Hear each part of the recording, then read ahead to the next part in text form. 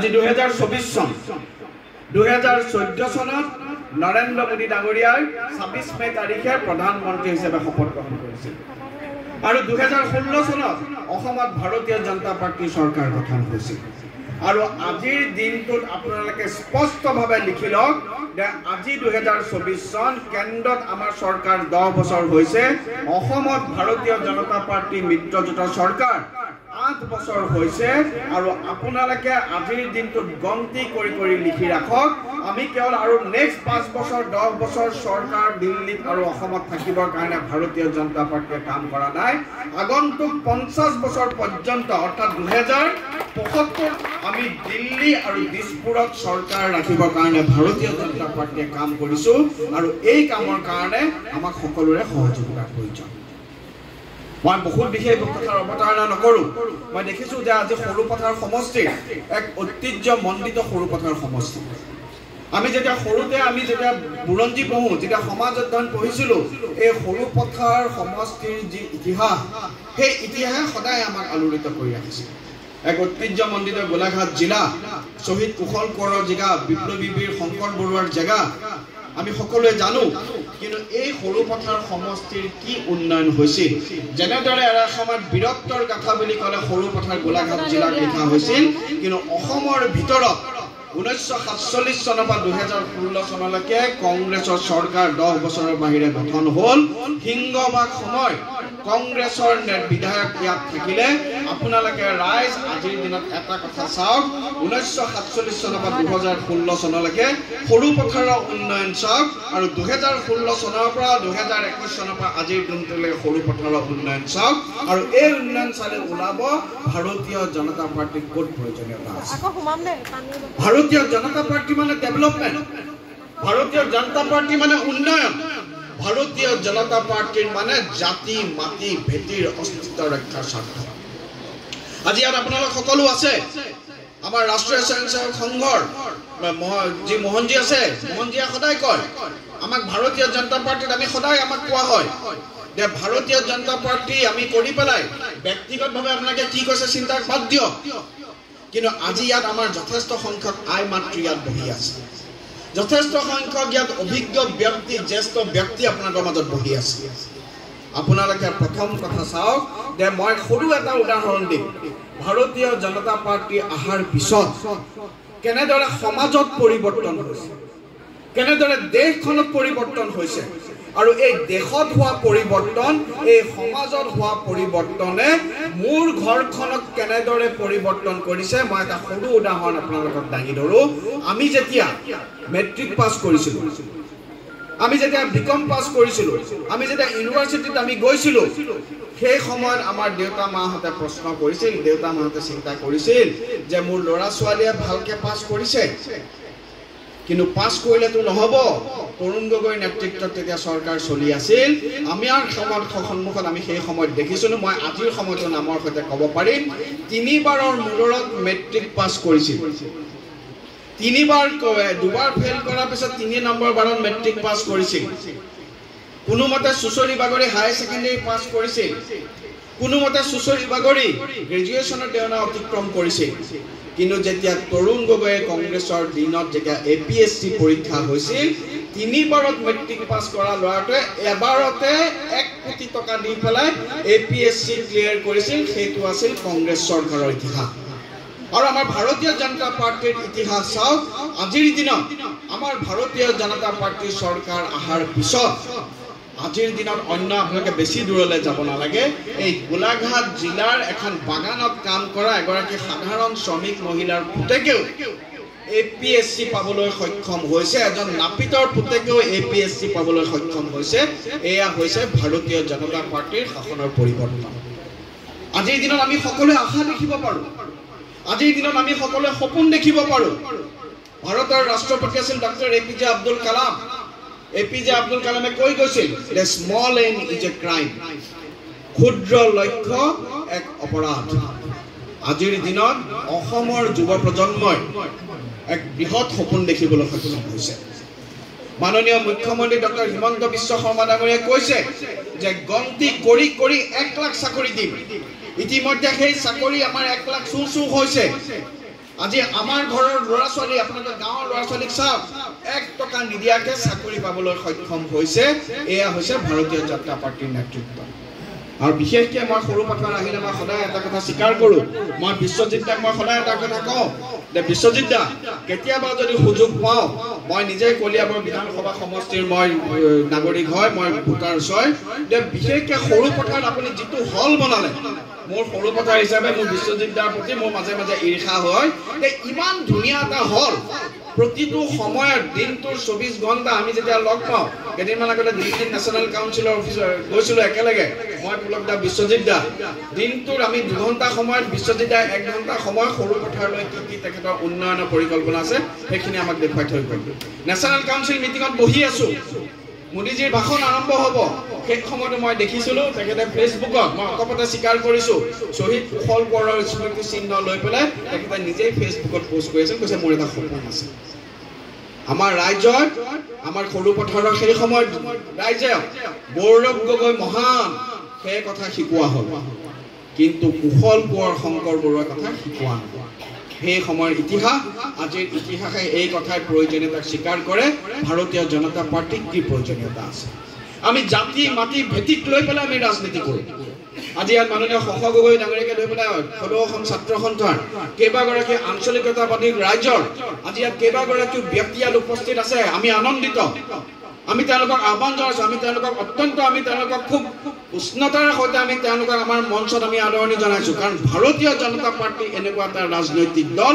যিটো ৰাজনৈতিক দলে সদায় আঞ্চলিকতাবাদকো প্ৰাধান্য দি আহিছে সেইটো কংগ্ৰেছ বা লুৰিণজ্যোতি গগৈ অখিল গগৈ কৰা নাই মই উদাহৰণৰ সৈতে আপোনালোকক কম 1979 চনৰ পৰা 1985 চনলৈকে যেতিয়া 6 বছৰৰ ঐতিহাসিক অসম আন্দোলন হৈছিল লাষ্ট 10 ডিসেম্বৰত যেটা শহীদ দিবস হৈছিল সৰু পথাৰ ভাৰতীয় জনতা যুৱ মৰ্চাই শহীদ দিবস আয়োজন কৰিছিল আৰু সেই সময়ত বিশ্বজিৎ দা যি শহীদ আমাৰ বেদী আমাৰ উন্মোচন কৰিছিল সৰু পথাৰত মোৰ চকু পানী ওলাই আহিছিল 1979 চনৰ পৰা 1985 চনলৈকে হিলে হাৰ পোৱা অসম আন্দোলনৰ যিসকল শহীদ সেই শহীদৰ শহীদ স্মৃতি এটা বনাবৰ কাৰণে 15 বছৰীয়া আমাৰ তৰুণ গগৈ চৰকাৰে সময় নাপালে 10 বছৰতকৈ অধিক কাল তৰুণ গগৈ নেতৃত্বত সাংসদ থাকিল তেওঁলোকে সময় নাপালে আজি আমাৰ নেতৃত্ব এইটো আমাৰ কৰ্তব্য তাক আমি কৃতিত্ব ল'বলৈ নাযাওঁ আমাৰ কৰ্তব্য সেই সময়ত সেই শহীদ বেদীৰ সন্মুখত থিয় থাকি পেলাই মোৰ আবেগত চকু পানী ওলাই আহিছে কাৰণ ভাৰতীয় জনতা পাৰ্টি এনেকুৱা এটা পাৰ্টি যি কেৱল অসমক লৈ পেলাই ঘৰিয়ালৰ চকু পানী নুপুৰে ইয়াত আজি আপোনালোকৰ সৰু পথাৰৰ দৰে সমষ্টি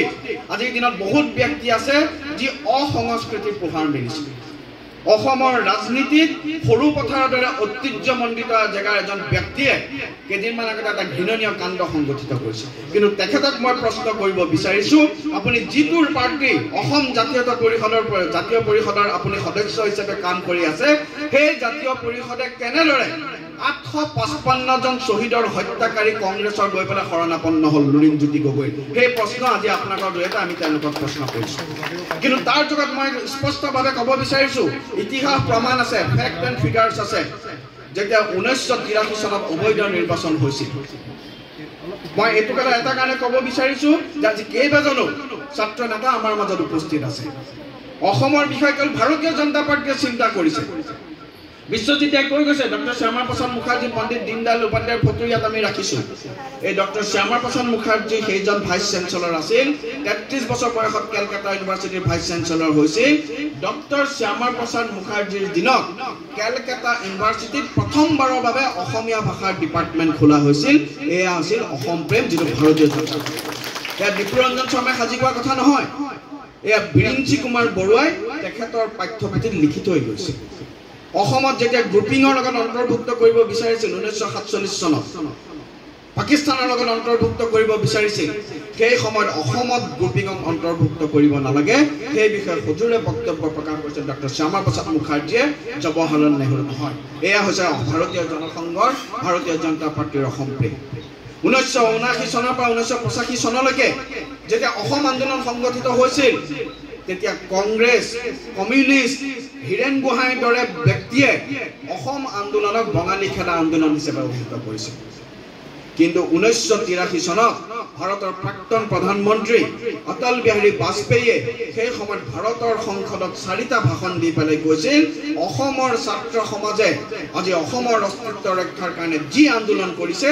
এই আন্দোলন কেৱল অসমৰ নহয় এই আন্দোলন ভাৰতবৰ্ষৰ একতা অখণ্ডতা আৰু সাৰ্বভৌমত্ব ৰক্ষাৰ কাৰণে কৰা আন্দোলন ভাৰতীয় জনতা পাৰ্টিয়ে কৰি দেখুৱাইছে অসম আন্দোলনৰ প্ৰতি সহমৰ্মিতা প্ৰকাশ কৰি 1983 চনত 1984 চনত 1985 চনত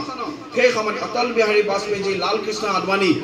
দৰে ব্যক্তিয়ে সেই সময়ত গুজৰাট মধ্যপ্ৰদেশ সকলোতে অসম দিৱস পালন কৰি পেলাই অসম সম্পৰ্কে সচেতনতা প্ৰচাৰ কৰিছিল নৰেন্দ্ৰ মোদী ডাঙৰীয়া জেপি নাড্ডা ডাঙৰীয়াই ইয়াত আহি পেলাই পুলিচৰ আতিশয্য খাব লগা হৈছিল তাৰ পিছতো আজি আমাক লৈ পেলাই আমাৰ অসম প্ৰেম লৈ প্ৰশ্ন কৰে এনিটাইম বেইজিঙত বৰষুণ হলে চীনত বৰষুণ হলে ইয়াত ছাতি মেলা কিছু সংখ্যক কমিউনিষ্ট আৰু এই কমিউনিষ্টৰ শৰণাপন্ন হোৱা লুৰিণজ্যোতি গগৈ অখিল গগৈৰ কিছুমান ব্যক্তিয়ে এই সকল ব্যক্তিৰ আজিৰ দিনত অসমৰ ৰাইজে সম্পূৰ্ণৰূপে প্ৰত্যাখ্যান কৰিছে আৰু ভাৰতীয় জনতা পাৰ্টিৰ মই আপোনালোকক নদি ক'ব বিচাৰিছো যে 2024 চনৰ মাৰ্চত এপ্ৰিলত যি নিৰ্বাচন আহি আছে আপোনালোকে চাব মোদীজীয়ে কৈছে আমি কৈছো আব কি বাৰ 400 পাৰ ভাৰতীয় জনতা পাৰ্টি আৰু এনডিএ 400খনতকৈ অধিক আসন লৈ আমি এবাৰ কেন্দ্ৰত চৰকাৰ গঠন কৰিম আৰু অসমতো ডক্টৰ হিমন্ত বিশ্ব শৰ্মা ডাঙৰীয়াৰ নেতৃত্বত আমি 14খনৰ ভিতৰত আমিতো এতিয়া সপোন দেখিছো যে আমি 14খন আসনৰ কাৰণে আমি প্ৰচেষ্টা আৰম্ভ কৰি দিছো আৰু সন্মানীয় ৰাইজ মই নিজে কলিয়াবৰ লোকসভা সমষ্টিৰ বাসিন্দা আমি সদায় এটা কথা বেদনা অনুভৱ কৰি থাকো 1994 চনৰ পৰা 1984 চনৰ পৰা আমি সদায় দেখি থাকো যেতিয়া অসমত লোকসভা নিৰ্বাচন হয় যেতিয়া কলিয়াবৰ লোকসভা সমষ্টিৰ নিৰ্বাচন হয় যেতিয়া ইলেকশ্যনৰ দিনা কাউন্টিং আৰম্ভ হয় যেতিয়া সৰুপথাৰ সমষ্টিৰ ভোটাৰ লিষ্ট খোলে বিজেপি বা মিত্ৰজোঁটৰ লিড হয় যেতিয়া গোলাঘাট খোলে মিত্ৰজোঁট লিড হয় যেতিয়া দেৰগাঁও বোকাঘাট কলিয়াবৰ খোলে সদায় আমি জিকি থাকো আৰু যেতিয়াই ধিং ৰূপহী বটদ্ৰৱা খোলে আমি এটা সমষ্টিত 1.5 লাখ 2 লাখকে ভোটত আমি হাৰি যাওঁ আৰু তাৰ কাৰণে আজিৰ দিনত মই সদায় এটা কথা কওঁ আমি ইমান দিন দীপ গগৈ তৰুণ গগৈ গৌৰৱ গগৈ ডাঙৰীয়া আমি সাংসদ হিচাপে নিৰ্বাচিত কৰি পঠিয়ালো কিন্তু গৌৰৱ গগৈ দীপ গগৈ তৰুণ গগৈ কেতিয়াও কলিয়াবৰৰ তেখেতসকলে সাংসদ হিচাপে নিজকে প্ৰতিনিধিত্ব নকৰিলে এই ঐতিহ্যমণ্ডিত কলিয়াবৰ লোকসভাৰ পৰিৱৰ্তে তেওঁলোকে নিজক কেৱল ধিং আৰু ৰূপহীৰ সাংসদ হিচাপেহে তেওঁলোকক প্ৰতিষ্ঠা কৰিলে গতিকে এইবাৰ আমি বিচাৰ ল'ব লাগিব আমি তাৰ বিচাৰ ল'ব লাগিব আৰু তাৰ কাৰণে সৰুপথাৰ আৰু বৃহত্তৰ গোলাঘাট জিলাখনৰ বহু সংখ্যক দায়িত্ব থাকিব আমি ইয়াত প্ৰতিটো ভোটত আমি ভাৰতীয় জনতা পাৰ্টিৰ উন্নয়নৰ স্বাক্ষৰ ইয়াত বহন কৰাব লাগিব গতিকে মই বহুত বেছি নকওঁ আমি ভাৰতীয় জনতা পাৰ্টিৰ যি উন্নয়ন আজি আমি চাকৰি ক্ষেত্ৰত দেখিছো আজি অটল অমৃতৰ ক্ষেত্ৰত আমি দেখিছো আজি আয়ুষ্মান ভাৰত অভিযানৰ ক্ষেত্ৰত আমি দেখিছো আজি লাখপতি বাইদেউৰ ক্ষেত্ৰত আমি দেখিছো আজি যুৱ প্ৰজন্মৰ ক্ষেত্ৰত আমি দেখিছো আৰু নৰেন্দ্ৰ মোদীজীয়ে সদায় আমাক এটা জ্ঞানৰ সূত্ৰ দিছে জি মানে গৰীব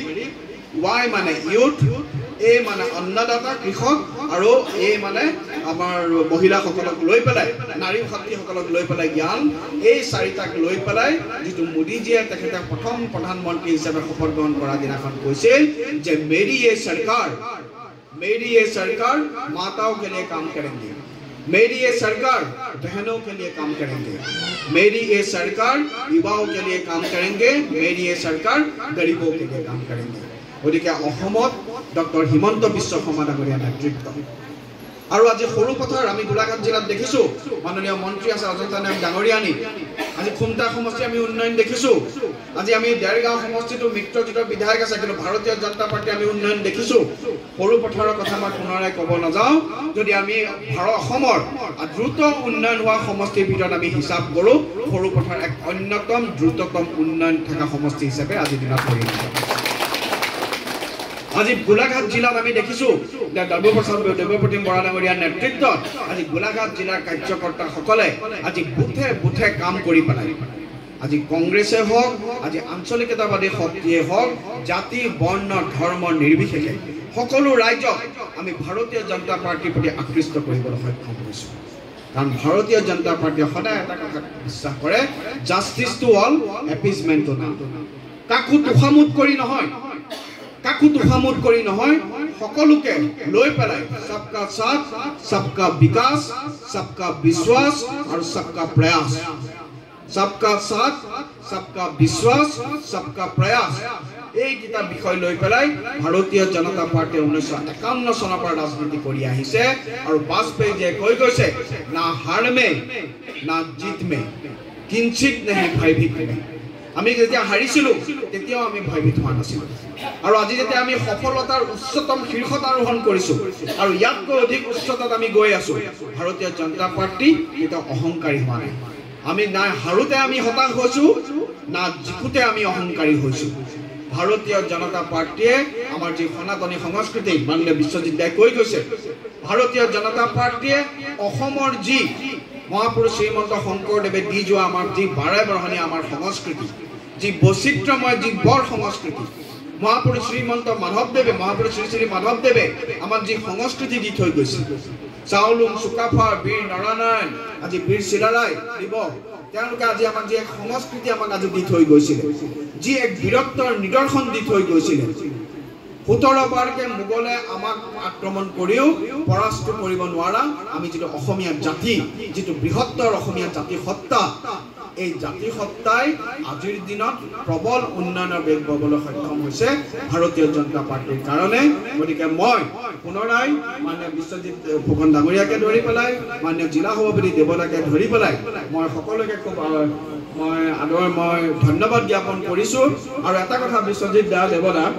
যে মণ্ডলৰ মিটিঙত ইমানখিনি মানুহ, আপোনালোকে এবাৰ প্ৰমাণ কৰা, কেইদিনমান আগতে ৰাহুল গান্ধী আহিল ন্যায় যাত্ৰা কৰিবৰ কাৰণে। ৰাহুল গান্ধীয়ে হয়তো গোটেই অসমতো ইমানখিনি মানুহ গোটাই নাপালে, ধুবুৰীৰ কথা বেলেগ, সেইখিনিতো আমি ইমান হেৰি নকৰোঁ। গতিকে এইটোৱে প্ৰমাণ কৰে উন্নয়ন কি হৈছে। আজিৰ দিনত কংগ্ৰেছ আমাৰ কাৰণে বহুত বেছি কোনো ধৰণৰ প্ৰত্যাহ্বানে নহয়, কাৰণ মানুহে গম পাইছে ইয়াত কংগ্ৰেছে প্ৰাৰ্থী দিছে, তেওঁলোকে নাম বোলে ঘোষণা কৰিছে ৰজনীনা তিৰ্কী নে কি, তেওঁলোকৰ উন্নয়ন দেখিছে তেওঁলোকক। গতিকে মই কাইলৈ পৰহিলৈ হয়তো শোচনীয়ভাৱে এবাৰ সৰ্বকালৰ ৰাজনৈতিক ইতিহাসত কংগ্ৰেছ কাজিৰঙা লোকসভা সমষ্টিত শোচনীয়ভাৱে পৰাস্ত হ'ব, এইটো কথা আমি ভৱিষ্যতবাণী আজি আমি কৰিব পাৰোঁ। গতিকে ভাৰতীয় জনতা পাৰ্টিৰ জয়যাত্ৰা, অসম ভাৰতত মাননীয় প্ৰধানমন্ত্ৰী নৰেন্দ্ৰ মোদী ডাঙৰীয়াৰ নেতৃত্বত, অসমত মাননীয় ডক্টৰ হিমন্ত বিশ্ব শৰ্মা ডাঙৰীয়াৰ নেতৃত্বত আজি আমাৰ যি উন্নয়ন, এই উন্নয়নে আগন্তুক দিনত আৰু এক নতুন গতি লাভ কৰিব।